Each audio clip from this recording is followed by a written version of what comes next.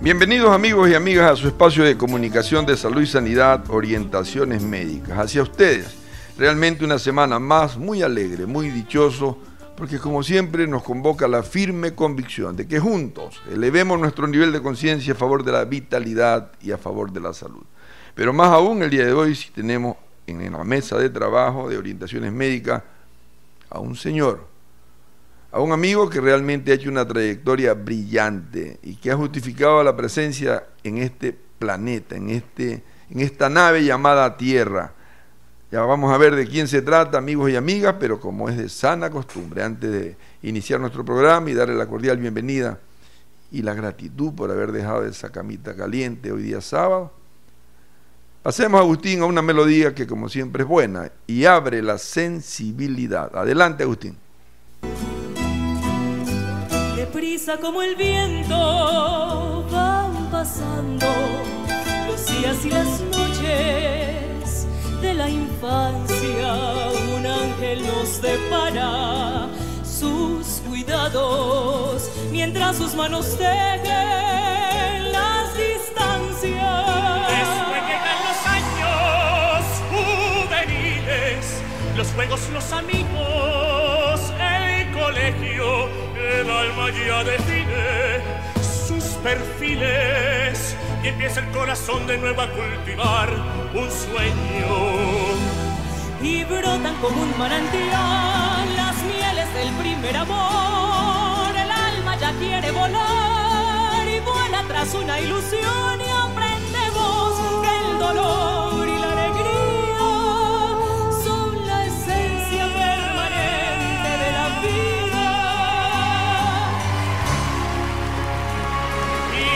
Cuando somos dos en busca de un mismo ideal, formamos un nido de amor, refugio que se llama hogar, y empezamos otra etapa del camino. Un hombre, una mujer unidos por la fe y la esperanza. Los frutos de la unión que Dios bendijo alegran el hogar. Con su presencia, ¿quién se quiere más? Sino a los hijos, son la prolongación de la existencia. Después tantos esfuerzos y desvelos, para que no les falte nunca nada, para que cuando crezcan, lleguen lejos y puedan alcanzar esa felicidad tan anhelada.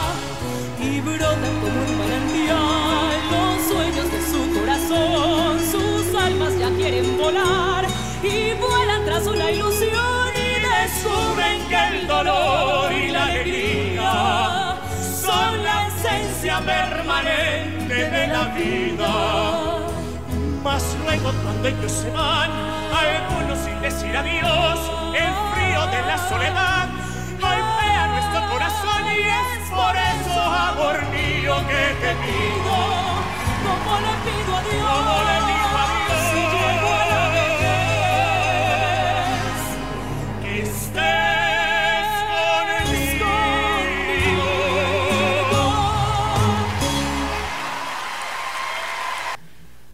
Y caminos por recorrer,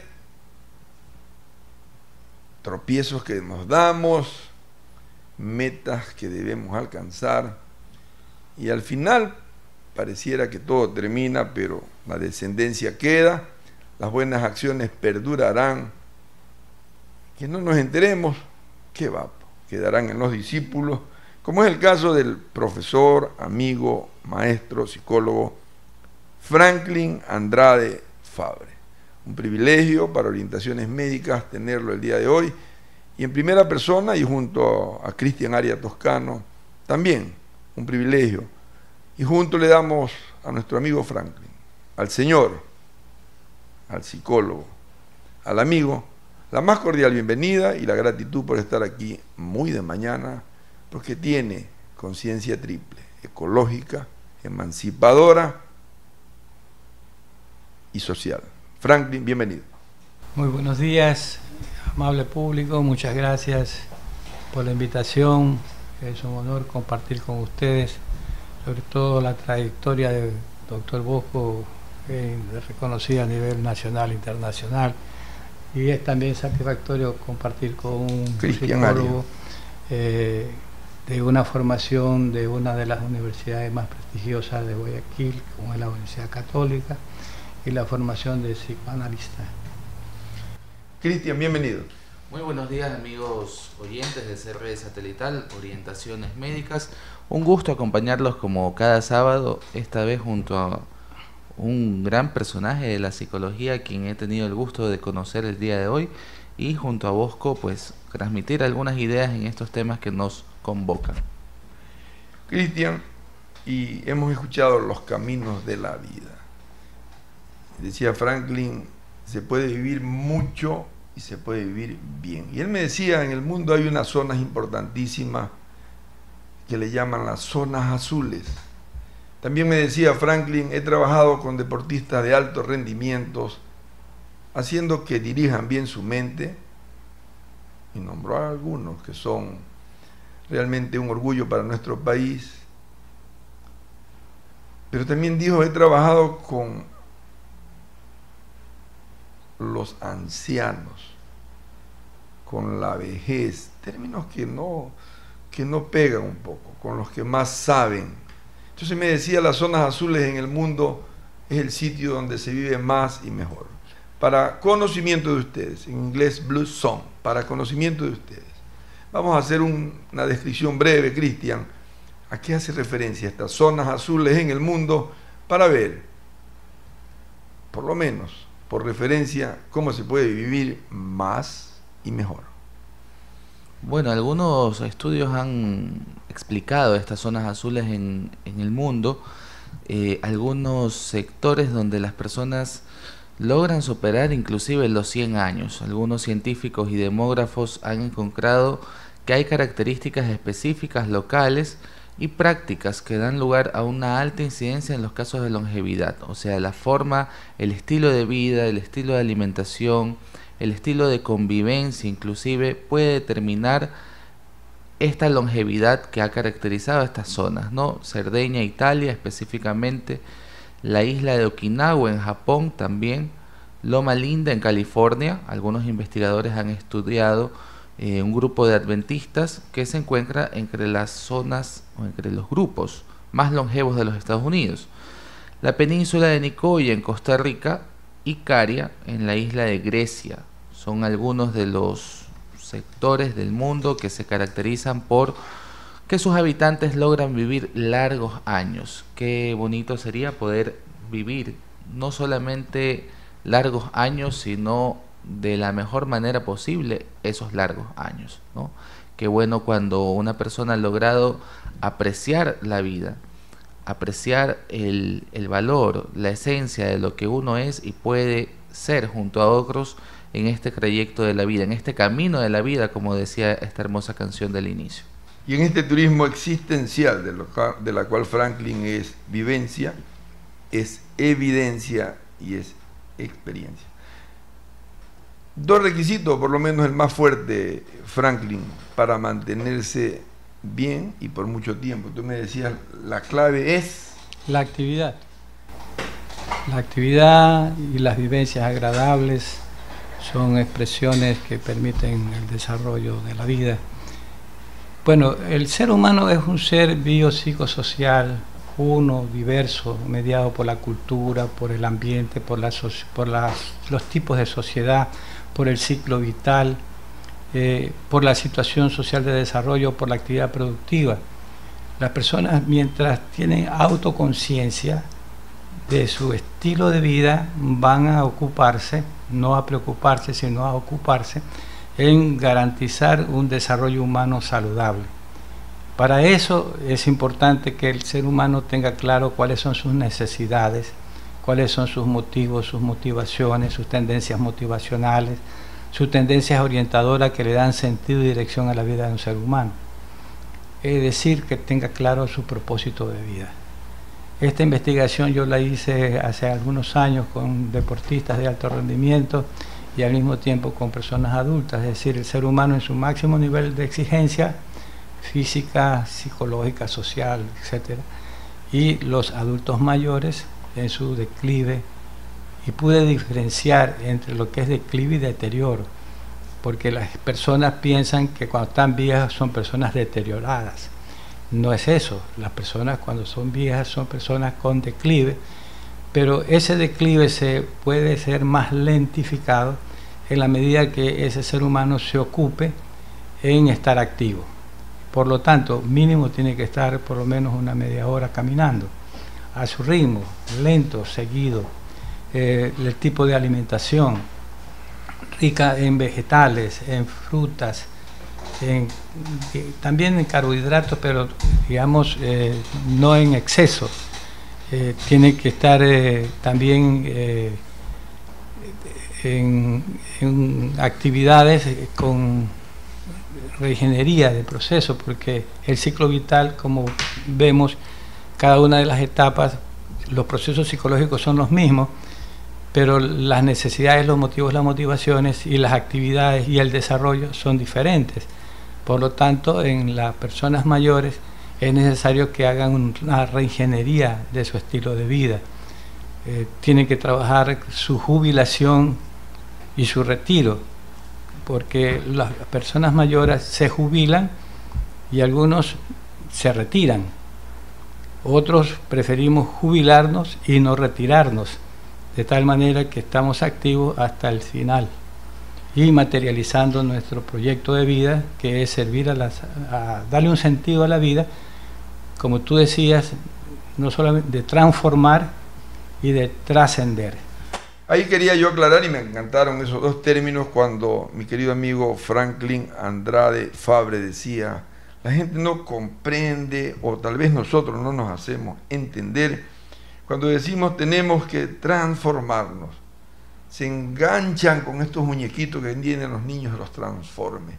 La forma puede cambiar, realmente puede cambiar, pero la verdadera dimensión de la palabra transformar es atravesar la forma y descubrir esa esencia que la tenemos muy oculta, pero al mismo tiempo, una vez descubierta esa esencia, tenemos la segunda variable, que es ascender, llegar hasta donde más se pueda y nos permitan, porque en la vida nosotros somos gracias y pese a los que nos rodean. Unos nos permiten avanzar y otros como que nos atraviesan el pie. Pero quien tiene la transformación y el fondo avanza a paso firme. Tú decías que, Franklin, que hay que tener conciencia del potencial que uno tiene. ¿Qué pasa con los niños que, teniendo tanta valía, inteligencia, inocencia, ingenuidad, viven en asimetría? Yo no digo con adultos, y lo digo con frontalidad del caso, con adulterados, porque el mundo no apunta hacia la inteligencia, el mundo apunta hacia el intelecto. El mundo no apunta hacia la inocencia, que significa no hacer daño. El mundo apunta hacia la competencia. El mundo no apunta hacia la ingenuidad, que es ver todo como verdad, bondad y belleza. Apunta a las demostraciones, a las pruebas de conveniencia. ¿Qué le queda al niño, al que se ha dicho que recién se lo descubrió el siglo XX, frente a un gran potencial, frente a lo que es en esta circunstancia de poder vivir bien este corto periodo, tan corto donde se adquiere mucho como en ninguna otra época en la vida, para el resto de la vida? Bien, había también que señalar, disculpa que estaba pensando en tus palabras y también en lo que nuestro colega hacía referencia. Ahí hay una omisión, ¿no? O sea, porque Vilcabamba es un lugar también tendría que ser de la zona azul. Lo mismo la parte de playa, Zancón, Pozorja, que está determinado por el clima, en el caso de Pozorja, y en Vilcabamba por la situación del agua, como una característica que son agua más alcalina que ácida, por lo tanto da posibilidades de que el núcleo de la célula se alimente más y evite los antioxidantes, ¿no? O sea que son también causas del envejecimiento. Ahora, con respecto a los niños, hay que darse cuenta que el asunto está que los adultos pensamos que los niños son adultos pequeños. Es decir, no nos ubicamos en la condición de ellos. Y los niños son seres perfectos, con toda su capacidad potencial de desarrollo, y una de las formas de expresar eso es su movimiento. Es decir, todo está en movimiento, todo. Aparentemente algunas cosas parecieran que no están en movimiento, pero igual todo está en movimiento. Y el movimiento es esencial. ¿Por qué? Porque es parte de la actividad. Y el desarrollo humano está dado por la actividad, y en el caso de la psiquis humana está dado por la actividad y las vivencias. La actividad permite el desarrollo de los procesos que nos permiten conocer y tomar decisiones. Académicamente, los procesos cognitivos y los procesos afectivos, los procesos volitivos de toma de decisión. Pero esa actividad, como esta actividad que estamos vivenciando en este momento, nos produce emociones. Es decir, la actividad y la vivencia son dos pares de estructuración del psiquismo humano. Y eso es importante cuando se trata de la relación de los adultos con los niños. ¿Por qué? Porque la forma de cómo nos relacionamos con ellos, la actividad con la que desarrollamos con ellos, va a posibilitar de que ellos tengan un desarrollo de sus procesos que les permiten conocer y sentir. En este caso, vivencias agradables o desagradables. Es decir, si nosotros nos relacionamos con un niño con amor, él va a aprender a disfrutar de la alegría, de la felicidad, de los sentimientos placenteros que le produce la relación con el adulto. Estamos hablando del papel de las madres, básicamente, que tienen el primer vínculo con este ser. Por otro lado, nos damos cuenta de que su actividad le permite moverse, y el dominio de su esquema corporal va cursando a partir de esa actividad que permite justamente ir aprendiendo a tomar decisiones. ¿Por qué? Porque esa actividad, el hecho de moverse, el hecho de que el niño quiere descubrir, y a veces las personas adultas hasta se enojan porque un niño, por ejemplo, bota la mamadera o el biberón, ¿verdad? Y entonces creen que lo corrigen, y lo que él está es descubriendo su entorno y ver la diferencia entre tirar un biberón o tirar una almohada. Están descubriendo el espacio. Está descubriendo el espacio, es decir, está relacionándose el yo con el en sí mismo, ¿verdad? En su relación con el medio. Es decir, el ser humano es más sano en la medida que se relaciona adecuadamente consigo mismo, con el medio y con los demás. Y el niño, por su naturaleza, está descubriendo el mundo y está relacionándose con su medio. Si el medio es agradable, sus emociones serán agradables. ¿Por qué? Porque esa actividad produce vivencias agradables. Entonces vemos este tipo de situaciones que son importantes. Es decir, mientras el niño va descubriendo, va moviéndose, va adquiriendo mayor dominio de su esquema corporal, y al mismo tiempo va descubriendo quién es él.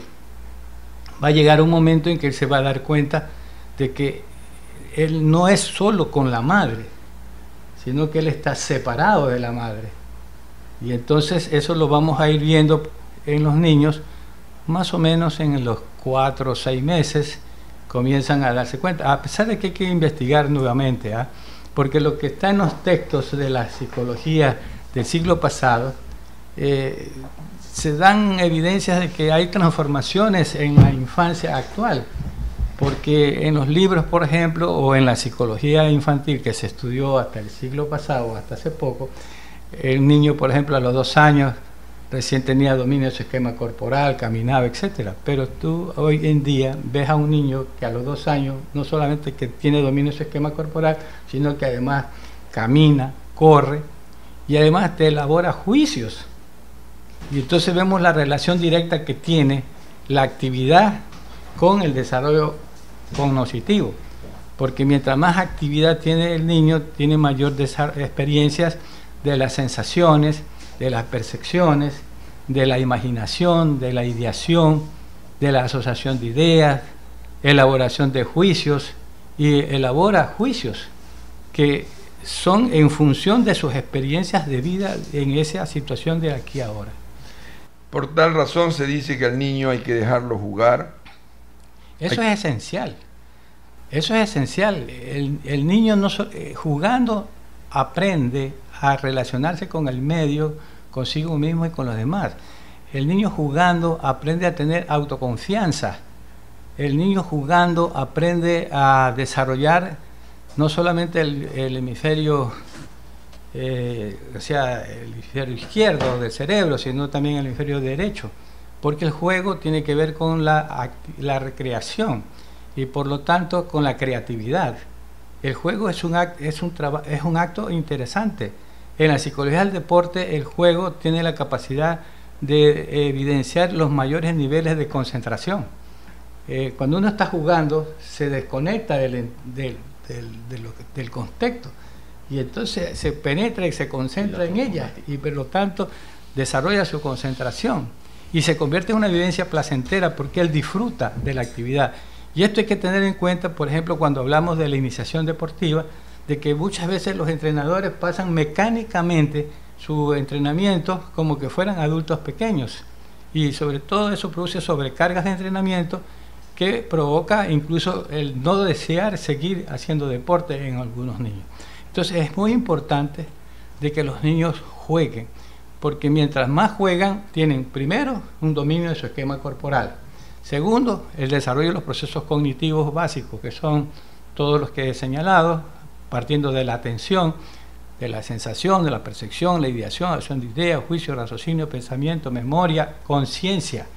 Y además, como es una actividad que es placentera, porque el juego produce placer, nos vamos a dar cuenta de que ahí van a haber emociones y sentimientos agradables. Pero si esa actividad recreativa del deporte es por presión y quiere que ya aprenda la técnica y la táctica y no disfrute del juego, entonces ahí va a haber problemas de afectación psicológica porque es una vivencia desagradable. Entonces ahí ya el niño no quiere jugar. Y eso es importante que también no solamente los entrenadores, sino los padres de familia, porque a veces en las competencias infantiles los padres hasta se enojan porque los chicos pierden. Es decir, si en ese proceso es un proceso de iniciación deportiva, ellos están aprendiendo a jugar, a disfrutar del juego, y aprendiendo a tener una consistencia física, ¿no? Y aprendiendo las funciones, los aspectos técnicos de una disciplina deportiva. Pero la acción en la iniciación deportiva es de que el niño disfrute a través del juego, de tal manera que él tenga una adherencia a esa actividad cultural que es el deporte. A moverse en libertad, como dice Amy Picker, jugando se aprende y se desprende, a recrearse con lo hecho por la naturaleza y por la divinidad, a descansar la mente, a relajar los músculos y cuando el motor se canse, a dormir o a reposar. El niño pone en sus actividades del día a día, como decía Cristian Arias, piloto automático. Se desatiende de todo lo que le estorba, sabe concentrarse y es perfecto en sus acciones si quienes lo rodean no lo interfieren. Cristian, para hacer un recorrido más o menos de lo que es el niño desde que nace hasta la fecha, ¿cuál es la situación que nos pone a nosotros en la posibilidad de hacer este recorrido del niño que comienza la vida a conocer y a introducirse en espacio, tiempo y cultura? Bueno, realmente ha sido fascinante escucharlo al psicólogo. Yo me he quedado pero perplejo, sinceramente, y mientras lo iba escuchando yo decía, ¿dónde he estado todo este tiempo que no había conversado antes con él, sinceramente?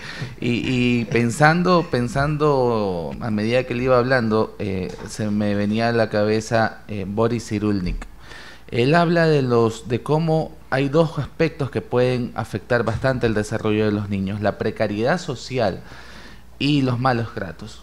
La ausencia de buenos tratos a lo largo de la niñez para lograr ese vínculo, ese nivel de identificación, de reconocimiento hacia los niños, de comprender que los niños van a ser criados desde la historia de vida de sus padres, y no siempre esa historia es buena, muchas veces esa historia es enferma.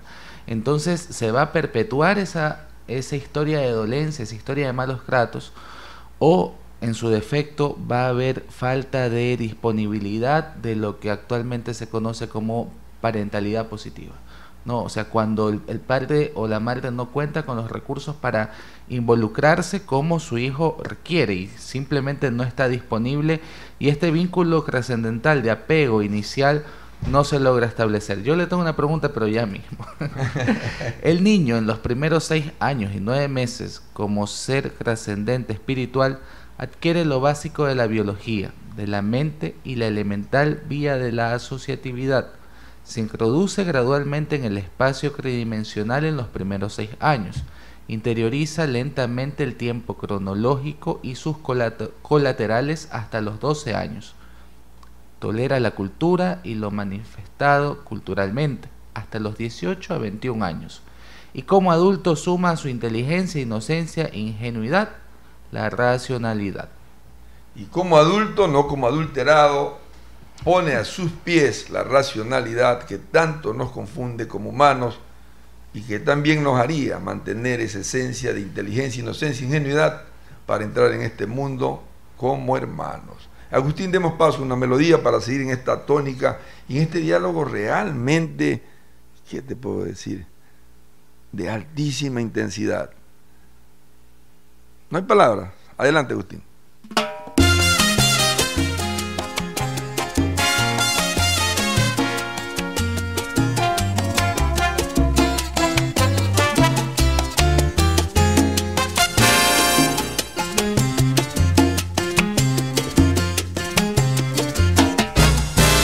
Yo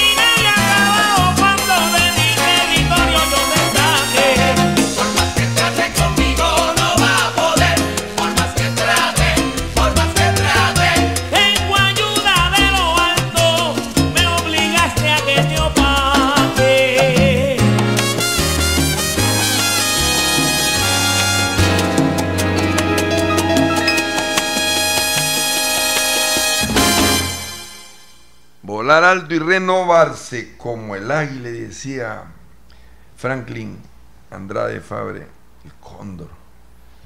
Y depredarse y volar bajo como el gavilán. Un poco de humano, mucho de ser. No quiero perder la oportunidad de agradecer y de saludar al mismo tiempo al auditor de orientaciones médicas allá en España, al doctor José Eugenio Alcibar Dueña. Aquí en Guayaquil, Ecuador, al hombre del kimono, ojalá nos esté escuchando, Fernando. Todos los hermanos, Alfredo Sierra Rabascal, que nos sintonizan sábado a sábado, Rocío, su esposa. En el canal de Panamá también. Y a tu compañero Franklin, el doctor Víctor Hugo Arcos Cobo, que nos sintoniza sábado a sábado. Te tienen en buena estima, aguirrense también, ¿no? Sí, claro. Víctor Hugo. Claro, qué gusto. En época de muchachos. Qué gusto cuando hacíamos ahí algunas actividades para tener la pista atlética. Travesuras y aprendizajes al mismo tiempo. Fuimos los que dejamos un buen aporte para que se crea la pista atlética en el Aguirre Baco. Saludo Víctor Hugo Arcos Cobo, su amigo Franklin Andrade Fabre. Ojalá que en algún momento podamos conversar también con usted, doctor. Un abrazo, Víctor Hugo. ¿Quería hacer alguna pregunta, Cristian, por favor? Sí, realmente me gustó bastante la parte en la que el psicólogo Andrade hablaba de propósito de vida, la importancia de un propósito de vida, de construir un proyecto de vida. Y pareciera que eso se va a ir dando a lo largo de la vida, pero cuando tenemos cierto contacto con adultos mayores, que pareciera como que hubiera quedado algo pendiente, como que algo no se hizo, como que con algo no se está conforme. Está en el adulto mayor una especie de reproche, de culpa, hay mayor tendencia a la depresión tal vez, porque este propósito de vida estuvo presente, pero como que, ¿por qué no hice esto? ¿Qué hubiera pasado si hubiera hecho tal cosa? ¿Tiene el adulto mayor una tendencia a la depresión? La depresión en general en los adultos mayores por la falta de afecto de sus familiares y falta de tiempo para ellos. Esa es la esencia. No es un asunto de su proyecto de vida, porque su proyecto de vida se lo ha ido construyendo consciente o inconscientemente a través de toda su historia de vida, y producto de ese proyecto de vida son su familia, sus hijos, su familia, ¿no? Lo que sucede es que el asunto de hoy es que como la esperanza de vida ha incrementado significativamente, porque de 40 a 60 años a 120 años, a 155 años de vida, el asunto es que las familias no saben qué hacer y cómo tratar a un adulto mayor. Entonces el trabajo es con la familia, que sepa cómo tratar, qué hacer con el adulto mayor. Ahora el asunto del proyecto de vida es un asunto que no es solo de los adultos mayores, es de todas las personas desde la adolescencia para adelante, donde hay un nivel ya de reflexión de quién soy yo, qué es lo que quiero, a dónde voy, qué voy a hacer con mi vida, ¿no? Entonces sucede que la mayoría de las personas se preguntan eso y se ponen metas, se ponen objetivos, pero no se ponen propósitos. Hay que diferenciar entre un fin y un objetivo. Los objetivos son partes de ese fin, y el fin en realidad es el propósito de vida. Aquí todo el mundo ha nacido, incluso nacen por accidente, pero la vida de cada ser humano no es un accidente. O sea, hay muchas personas que nacen porque ni siquiera los padres pensaron tenerlos, pero el hecho de su existencia aquí tiene un sentido y tiene una razón de ser. El asunto es que el ser humano tiene que ponerse a reflexionar sobre sí mismo, que es lo que casi no lo hacemos. ¿Por qué? Porque hay un actuar y pensar mecanicista, de tal manera que las personas solamente funcionan casi como el perrito de Pavlov o como la palomita de Skinner, a determinado estímulo, determinada respuesta. Y sucede que esas teorías están superadas, porque a un estímulo no hay la misma respuesta, hay una cantidad de respuestas en el ser humano. Pero lamentablemente hay una cosificación del ser humano que hace que los seres humanos piensen que su vida solamente es en función de estímulo-respuesta, de acuerdo a la ideología dominante de un tipo de sociedad. De ahí que es bastante cruel, me parece, esta idea que muchas personas han dicho, casi como que el adulto mayor simplemente tiene que esperar que ya el tiempo se le termine. Y básicamente me has hecho reflexionar cuando dijiste mantenerse activo. Quiero agregarle, y creo que estamos de acuerdo, actualizado, que no es tener la mente repleta de información basura, sino no perder la sensibilidad. También me agradó sobremanera cuando Franklin dijo, ser viejo no es estar destruido, es estar en declinación. Y viene a mi mente lo que yo siempre le digo a los papás, que tenemos que disfrutar el camino, que no solamente hay que fijarse metas y objetivos, que la vida es tal cual el despegue de un avión, que tiene que elevarse a lo más alto sin deteriorarse, y que el llegar al fin de la vida es hacer un aterrizaje de la mejor manera, dejando los mejores legados y que los pasajeros que estuvieron junto a nosotros se sientan en confort y en seguridad. ¿Me puedes permitir hacer una acotación significativa para mi vida personal?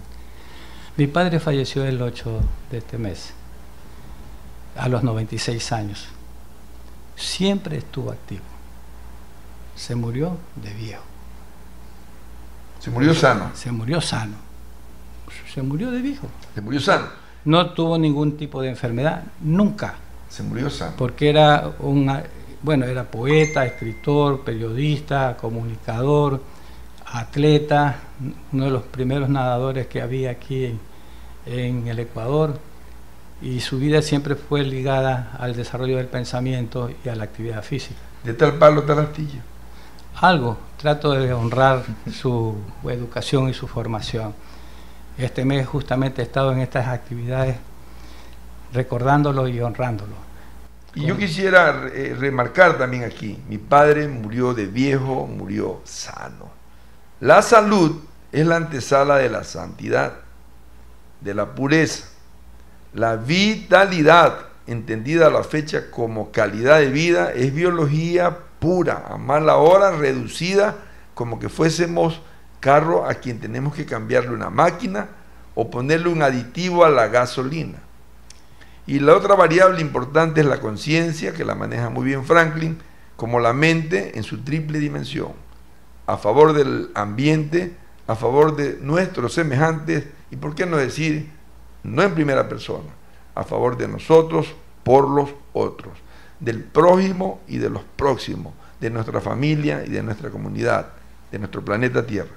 Con relación al proyecto de vida, yo trabajé con los deportistas del año 83 a 2005 en alto rendimiento. Los productos que ustedes conocen de los resultados de esos deportistas fue precisamente porque trabajé con ellos una categoría que he investigado a través de investigación cualitativa durante muchos años en esta relación del ser humano en su máximo nivel de exigencia y el ser humano en su declive, que es la categoría ideal personal. El ideal personal lo defino y lo presenté justamente en el Encuentro de Internacional de Alto Rendimiento en Cuba, donde reunimos a nivel mundial toda la gente que hace deporte. Entonces tuve la oportunidad de presentar mi ponencia y señalar qué era el ideal personal. El ideal personal es una tendencia motivacional, una tendencia orientadora que le da sentido y dirección a la vida de un ser humano. Por lo tanto, es el propósito de vida. Pero para lograr el propósito de vida, el ser humano tiene que reflexionar sobre sí mismo, es decir, hacer un inventario personal en la que sistematice sus habilidades, sus destrezas, sus competencias, sus conocimientos, sus saberes, sus vivencias, sus habilidades, sus destrezas, lo que le gusta, lo que no le gusta, las dificultades que tiene, de tal manera que pueda hacer su inventario personal, y a partir de eso va a ver cuáles son las tendencias motivacionales, las tendencias orientadoras que le dan sentido y dirección a lo que hace.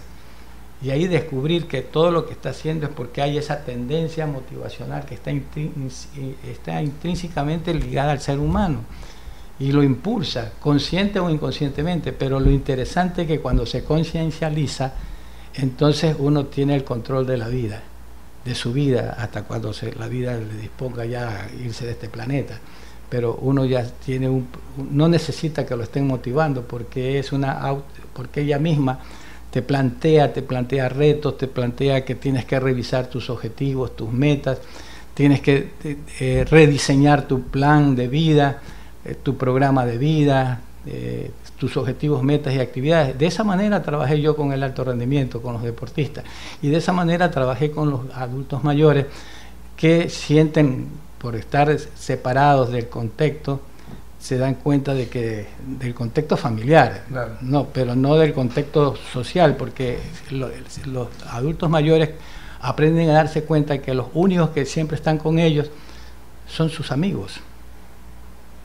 Y entonces el encuentro con los amigos es una experiencia increíblemente válida para las personas mayores, porque es encontrarse con sus historias de vida y al mismo tiempo de recrearse y transformarse en función de los años que quedan. ¿Esta dificultad o esta carencia para establecer un claro proyecto de vida da cuenta de una perturbación a nivel psicológico, o simplemente es una persona algo inestable que no logra definir estrategias o planes a realizar? Pregunto esto, ¿habría una persona que requiere tratamiento terapéutico psicológico y a alguna persona le sería suficiente con un coach? Está de moda esto del coaching. Hay que tener mucho cuidado con eso. Y no son psicoterapeutas, no son psicólogos. Por eso hay que tener mucho cuidado con eso. ¿Por qué? Porque una cosa es motivar, y eso hay que tener mucho cuidado, porque motivar sin tener una investigación consistente de cómo cursa el psiquismo de un ser humano es riesgoso. ¿Por qué? Porque se generan expectativas que de pronto van a convertirse en frustraciones. Entonces esa es la limitación que hay que tener en cuenta con el coach, ¿no? De ahí que, o sea, lo recomendable es una evaluación psicológica con un psicólogo, porque se le va a hacer una historia clínica en el caso de los clínicos, de historia de vida, o un psicólogo educativo, o cualquiera de los psicólogos de la psicología aplicada, van a tener que hacer una síntesis histórica del sujeto y hacer evaluaciones para ver cuáles son sus potencialidades, porque no es cuestión de dar una charlita, ¿verdad? Y ya con eso estás bien, y claro, motiva, entusiasma, pero y cuando no se materializa eso que tú te han motivado, la frustración es mayor, incluso los cuadros depresivos son significativos. A mi criterio es un asunto más comercial que se ha vuelto. Funcionó el fin de semana terminado el cursito y se deterioró el resto del tiempo que sigue desempeñándose. Cristian.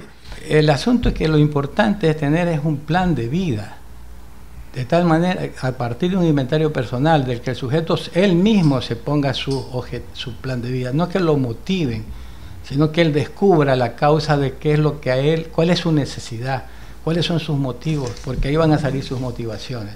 Entonces ese es un inventario personal que sería desde un enfoque cognitivo-conductual, en la que hay una reestructuración de su estilo de pensamiento para modificar su conducta. Disfrutando el camino sin olvidar las metas y los objetivos, ha dicho el día de hoy Franklin Andrade Fabre. Mientras uno viva, tiene muchas cosas que hacer. Y por otro lado, no quiero... y lo máximo que tiene que hacer es aprender a morir.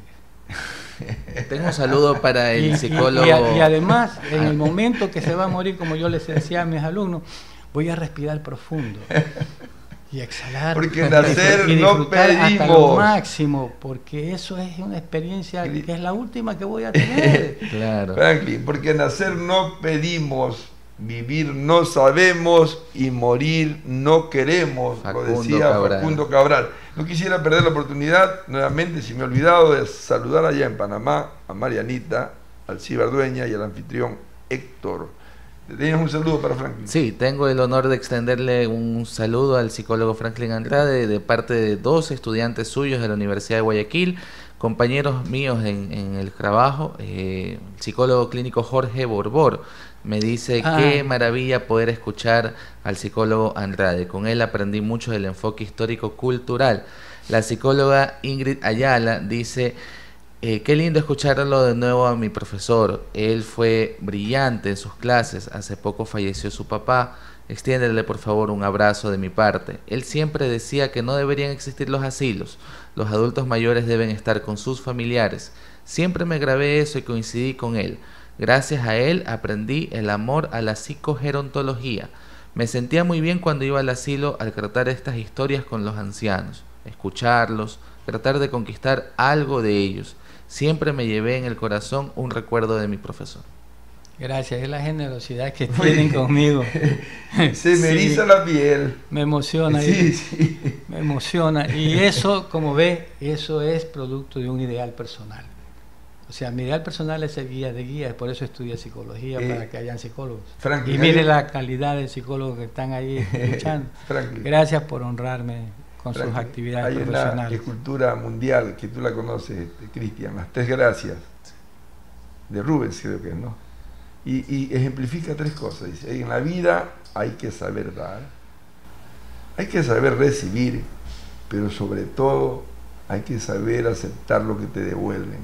Qué gratificante el día de hoy escuchar ese texto, no pedido, de un accionar hecho a cambio de nada.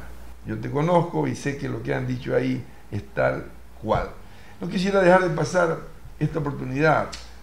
Inquieto tú un poco, Cristian Arias, sobre esta teoría, al fin y al cabo, como bien dice Franklin, del desarrollo desde lo psicológico y social propuesto por Erikson, que habla de que debemos de tener una confianza firme en la vida para llegar al final del declive con capacidad de renunciación y júbilo, que no es deterioro. Y me encantó sobremanera Aprendiendo a Morir. Un paso más de este turismo. Me encantó sobremanera. Vamos a tener que entrar en ese camino. Gracias. Bueno, Erikson habla de algunas etapas importantísimas a lo largo de la vida, la confianza que el niño tiene que tener, que tiene que ir creando, estableciendo de más o menos desde los 0 a 1 años, con un entorno incierto, con un entorno de desconfianza. El niño está llamado a vincularse, confluencia, decíamos en su momento, establecer un lazo de confianza, para posteriormente, a medida que va creciendo, más o menos entre los 2 y 3 años, poder desarrollar su autonomía. A propósito de la confianza y de la autoestima, Franklin, yo te decía, ¿cómo un niño puede adquirir la autoestima? Saber que yo soy, que yo valgo, que yo puedo, que yo sé, que tengo un potencial inmenso, si los que me rodean alimentan lo contrario. Ese es el problema estructural de la violencia cultural en nuestro medio, ¿no? O sea, ustedes se dan cuenta que las formas de violencia se expresan en el diario vivir, en todos los espacios. Y es responsabilidad de los padres dar esa confianza a los hijos cuando son pequeños. ¿Cómo lo hacen? Dándole atención, ¿no? El asunto es que hay un problema, hay una crisis de la familia, ¿no? ¿Hay familia al siglo XXI o está ausente y solamente tenemos casas enfermas? Ahora hay una tipología de familias, hasta una familia que hasta con un perro. O sea, así de crisis de la reflexión de la ciencia está atravesada por las ideologías. Llaman a la fecha de departamento X donde se va a dormir y a duras penas a otras cosas. La ideología del siglo que vivimos es una percepción deformada de lo real, como todas las ideologías, Althusser, ¿no? La ideología es la percepción deformada de lo real.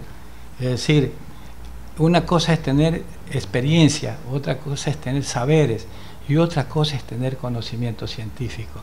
El conocimiento científico pasa por el método. Y la ciencia, incluso en este momento, en este siglo, está en crisis. ¿Por qué? Porque estamos transitando hacia una nueva civilización. La revolución científica técnica, la nueva ciencia, plantea una reestructuración de los métodos de investigación.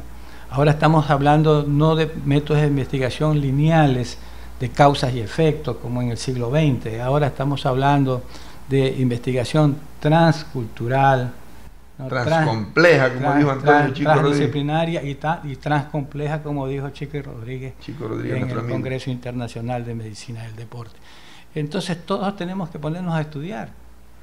La ciencia ha dejado su aporte, no alcanza. Es que la vida es más allá de la ciencia. Edgar Morin decía, a la ciencia le falta conciencia. ¿Estás de acuerdo con eso? De acuerdo.